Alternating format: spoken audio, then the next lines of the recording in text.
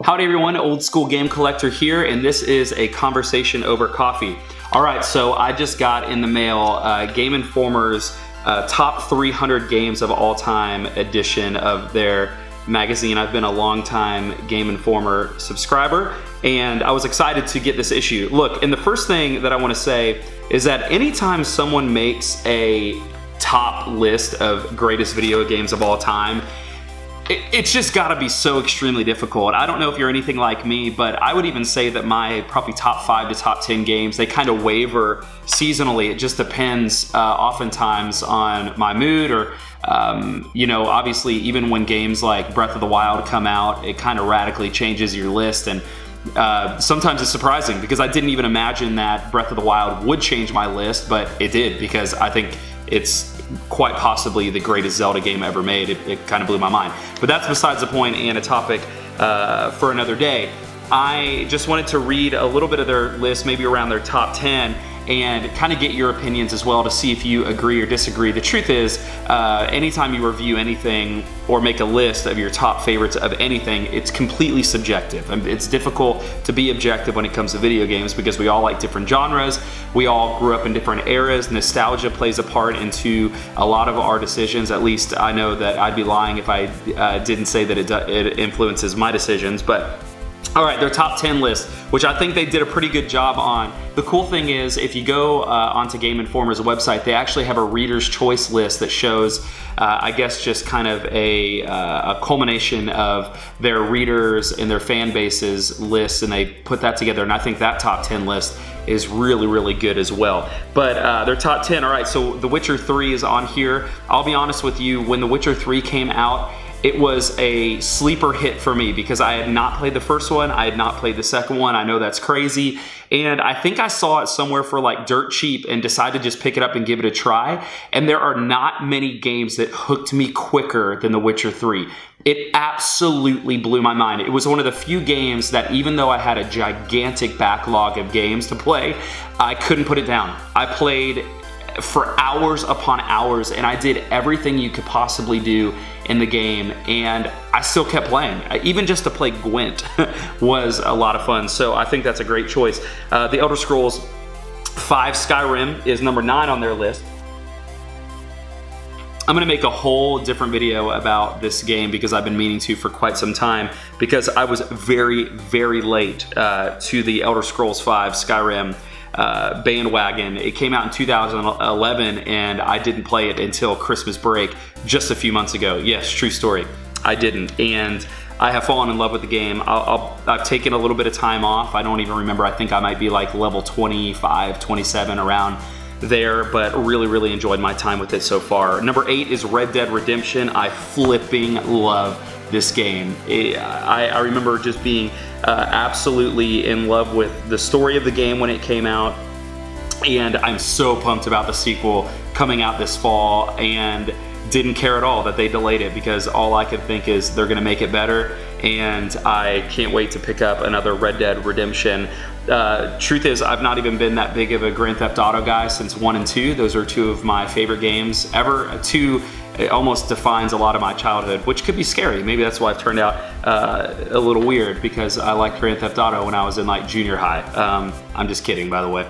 But all right, so number 7 is Call of Duty 4 Modern Warfare. True story, that's the last Call of Duty that I've ever played. I was engaged to be married in 2008, and it was one of the last first-person shooters that I ever played. I got absolutely addicted and realized that first-person shooters may not be wise for me because I could play online and it was never ending. There was no ending really to the game. You could just play and play and play.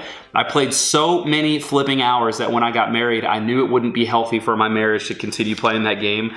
So I sold it. Rest in peace, Call of Duty 4 Modern Warfare. That game was amazing, and I'm sure it still is amazing. I just don't want to pick it up because that would be bad. Number 6 is Final Fantasy VI or Final Fantasy 3 for you. Well, 6, but 3 for us in the United States. This game is probably in my top 3 favorite video games of all time. I can't really think of many RPGs that sucked me in and engrossed me into the story and the gameplay and the character development in the game. is arguably the greatest in RPG history. Obviously, there's some other great ones. I love Chrono Trigger, and then even Chrono Cross and their cast. Suikoden 2 is one of my favorite video games of all time. But Final Fantasy VI really does define kind of RPGs for me growing up. So I think that's such a great addition to the list, and love that game. If you've never played it before, I'm telling you right now, you are missing out massively. I've even met people who don't really like RPGs, but they'll play Final Fantasy VI and love and enjoy it. All right, number 5 is World of Warcraft. I can't speak much into it. I don't know much about it, other than South Park made a really funny episode about World of Warcraft. But I do know that it completely defined a genre for MMORPGs. I know that you can argue some other games like EverQuest and some other MMOs during that time, even maybe Phantasy Star Online for the Dreamcast. Rest in peace, Dreamcast. But I just know that it defined a genre in a lot of ways, and it's still going today, which is pretty incredible for a game that came out in 2004.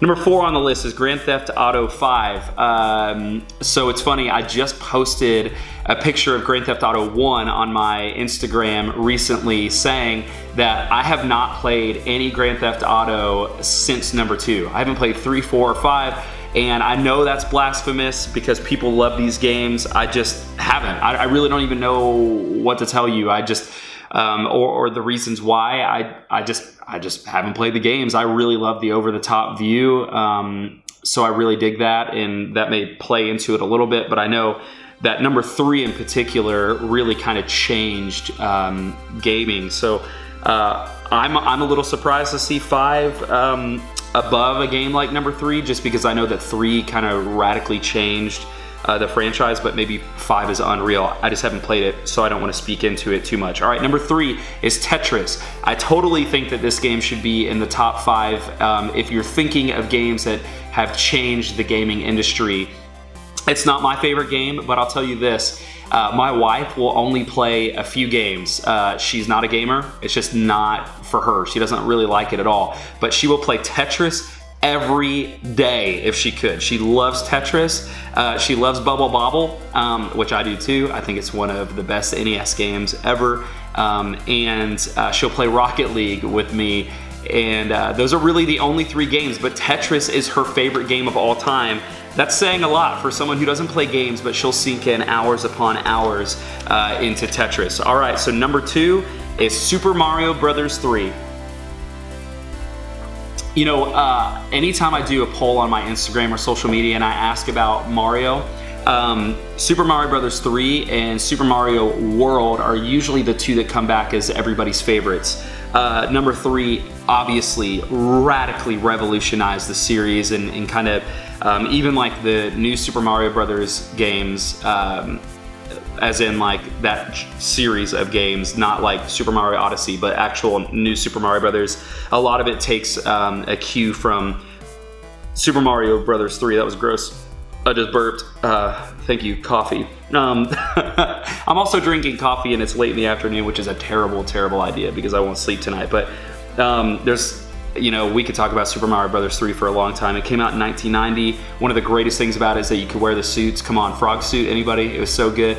I just picked it up about 3 or 4 weeks ago and played it again just for fun. And the crazy thing is the game is still so good. Number 1 on their list, I bet some of you could probably guess this, but it is The Legend of Zelda: A Link to the Past, which I think we could probably spend an entire video arguing for or against just this game alone.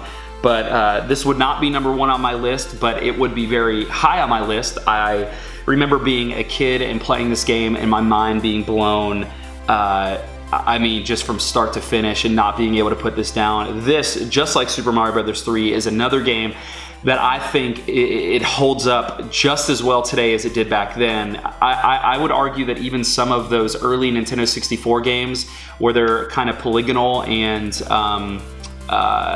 you know, the 3D environments had first come out, they don't hold up as well as some of these like 16-bit games from the Super Nintendo. I don't know what it is about the 16-bit era to me that just holds up really, really, really well. Like Secret of Mana, Chrono Trigger, Final Fantasy 6 or 3, Super Mario Brothers 3. Well, I guess Super Mario Brothers 3 is for the NES, but I played a lot of it on Super Mario All-Stars. But you get what I'm saying. The era of 16-bit, Super Mario Brothers 3 is 8-bit, but the era of 16-bit really does hold up so well today.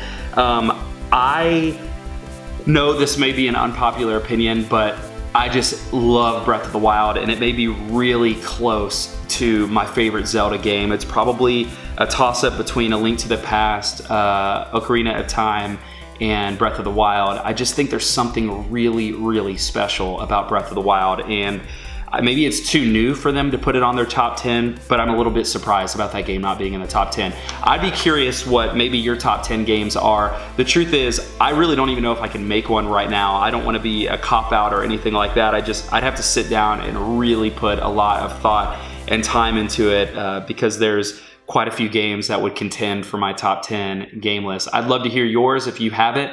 And as always, I really appreciate when y'all comment below, that we have a dialogue, and really trying to establish this as a community. So keep in touch, hit that like button, share this video if you like, subscribe, and I hope you all have a great week and happy gaming.